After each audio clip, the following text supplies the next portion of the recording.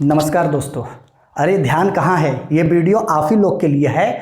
जो काम कर रहे हैं 5 मिनट थोड़ा सा रुक जाओ और मेरी बातों को ध्यान से सुन लो, क्योंकि अभी अगर इन बातों को आप नहीं सुनोगे तो मुझे डर है कि कहीं आप लोगों का 1 साल बर्बाद ना हो जाए और यही 1 साल देखते देखते कहीं आपके फ्यूचर के लिए जो है एक डार्कनेस साबित ना हो।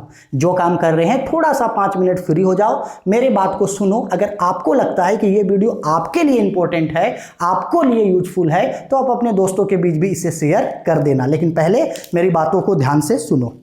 आप लोगों को पता होगा कि विनोद बिहारी महतो कोयलांचल यूनिवर्सिटी धनबाद के रिगार्डिंग बोकारो, धनबाद, झरिया, बेरमो, गोमिया, इस तरीके के जितने भी आसपास के हैं, लगभग इसके जितने भी कॉलेजेस हैं, सब विनोद बिहारी महतो कोयलांचल यूनिवर्सिटी के रिगार्डिंग आते हैं।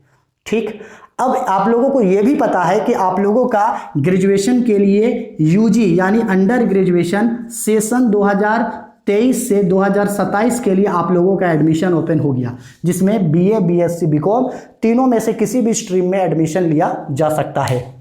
ठीक है, इसका लास्ट डेट 12 तारीख तक है।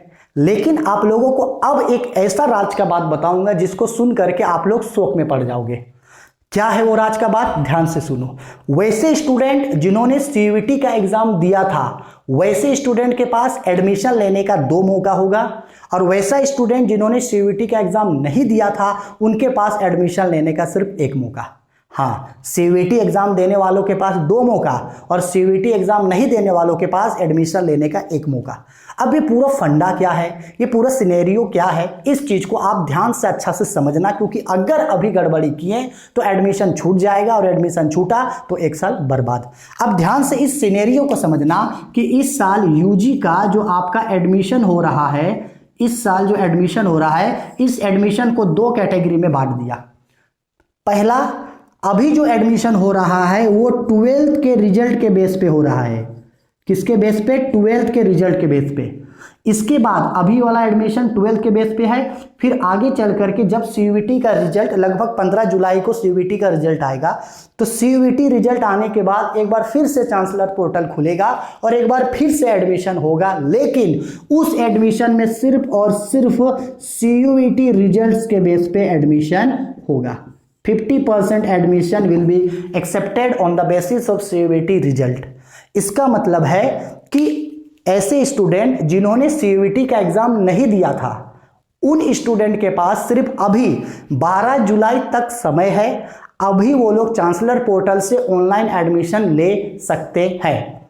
ठीक है, वैसे स्टूडेंट जो सीयूईटी का एग्जाम नहीं दिए, सीयूईटी का एग्जाम छूट गया, सीयूईटी का एग्जाम का फॉर्म फिलअप नहीं किए, एक एग्जाम दिए, 2 एग्जाम छूट गया, वैसे स्टूडेंट के पास, और प्लस जो सीयूईटी का एग्जाम दे चुके हैं वो भी स्टूडेंट, उनके पास भी मौका है कि 12 जुलाई तक एडमिशन ले सकते हैं। ऑनलाइन एडमिशन हो रहा है, चांसलर पोर्टल में जाके एडमिशन ले लेना। उसके लिए कंप्लीट वीडियो बना दिए हैं, नीचे डिस्क्रिप्शन में या कमेंट बॉक्स पे उसका वीडियो मिल जाएगा, उसको जाके डिटेल में देख लेना। तो क्या बोले, अभी जो एडमिशन हो रहा है वो 12th के बेस पे हो रहा है।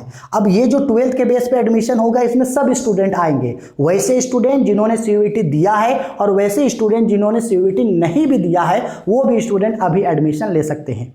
ठीक, इसके बाद जब सेकेंड फेज स्टार्ट होगा तो उस फेज में सिर्फ और सिर्फ उन्हीं स्टूडेंट का एडमिशन होगा जो स्टूडेंट सीयूईटी का एग्जाम दिए थे और सीयूईटी के रिजल्ट के बेसिस पे एडमिशन होगा।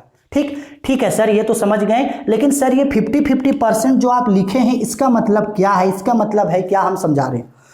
बोकारो, धनबाद, झरिया, गोमिया, बेरमो, इसी तरीके का जितना भी कॉलेजेस विनोद बिहारी महतो कोयलांचल यूनिवर्सिटी के रिगार्डिंग आते हैं, उन कॉलेजेस में सीट अलॉटमेंट कर दिया गया है। यानी किस कॉलेज में कितना कितना सीट होगा वो बता दिया गया है। अगर मान लो कि बात करें सिटी कॉलेज का, तो सिटी कॉलेज में बीकॉम के लिए कितना सीट होगा, बीए के लिए कितना सीट होगा, बीएससी के लिए कितना सीट होगा, वो बता दिया गया। पूरे धनबाद यूनिवर्सिटी में सबसे ज़्यादा जो सीट है वो चास कॉलेज में है, लगभग 50 कॉलेज में लगभग 2304 सीट है। ठीक है, अब मान लो मैं एक सिनेरियो के थ्रू समझा रहा हूं, इस चीज को समझा रहा हूं। सपोज कर लो कि चास कॉलेज में आपका 2304 सीट है, 2304 सीट है चास कॉलेज में। अब इस 2304 सीट में बीए, बीएससी, बीकॉम बढ़ गया। बीए के लिए इतना स्टूडेंट, बीएससी के लिए इतना स्टूडेंट, बीकॉम के लिए इतना स्टूडेंट। सपोज कर लो कि बीकॉम के लिए, मैं बस सिनेरियो समझा रहा हूं कि सपोज कर लो बीकॉम के लिए 1200 स्टूडेंट है।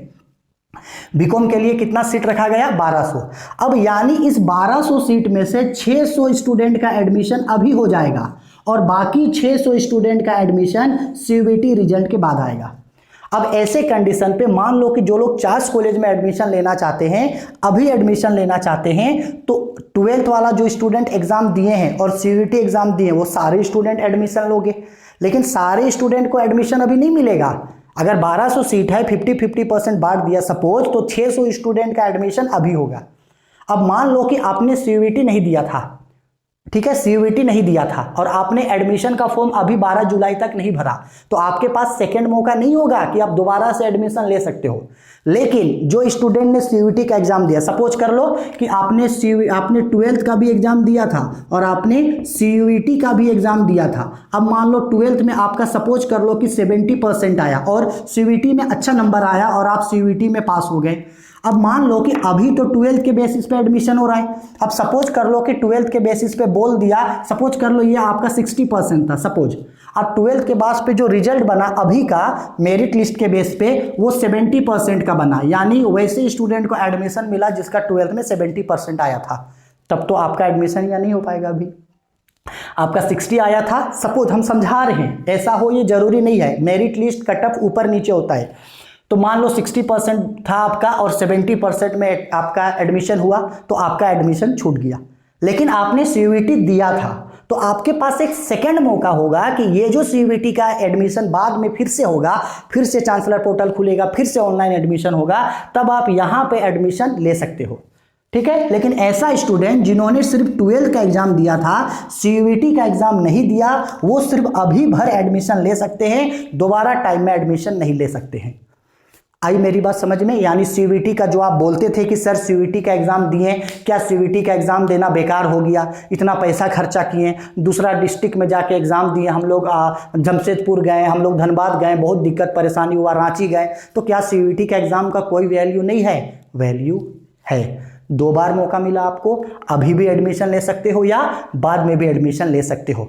देखो, डरो नहीं। जो स्टूडेंट ने सीयूईटी का एग्जाम नहीं दिया है उसको डरने का बात नहीं है, और जो स्टूडेंट ने सीयूईटी का एग्जाम दिया है उसको बहुत ज़्यादा खुश होने का भी बात नहीं है, क्योंकि एडमिशन मेरिट लिस्ट के बेस पे होगा। इसीलिए हम बोल रहे हैं कि जब आप लोग कॉलेज सेलेक्ट करोगे तो कम से कम 2 कॉलेज जरूर सेलेक्ट करके रखना। अभी जब आप लोग एडमिशन लोगे तो कम से कम 2 कॉलेज सेलेक्ट करके रखना। एक कॉलेज को सेलेक्ट करने का दाम 100 रुपया है। अगर आप 2 कॉलेज को सेलेक्ट करोगे तो अभी आपका सिर्फ 200 रुपया लगेगा। इसके बाद मेरिट लिस्ट आएगा, मेरिट लिस्ट में अपना नाम ढूंढना, मेरिट लिस्ट में नाम आ गया, इसके बाद फिजिकल वेरिफिकेशन, डॉक्यूमेंट वेरिफिकेशन होगा। डॉक्यूमेंट वेरिफिकेशन में आपको एडमिशन लेना है, एडमिशन में आपको फॉर्म फिलअप करना है, रजिस्ट्रेशन करना है। तो उसके लिए एक कंप्लीट वीडियो आप लोगों को बना दिए हैं। अगर वो नहीं देखे हैं तो ऊपर आई बटन में या नीचे डिस्क्रिप्शन में या नीचे कमेंट बॉक्स पे उस वीडियो को मैं पिन कर दूंगा, उसको जाके डिटेल में देख लेना, ताकि आपको पता चल सके 12 जुलाई तक जो एडमिशन हो रहा है उसमें एडमिशन कैसे लेना है, कौन कौन सा डॉक्यूमेंट लगेगा, कौन कौन सा कॉलेज ठीक है, कॉलेज कैसे सिलेक्ट करना है, सब चीज़ के बारे में आप लोगों को बताए हैं।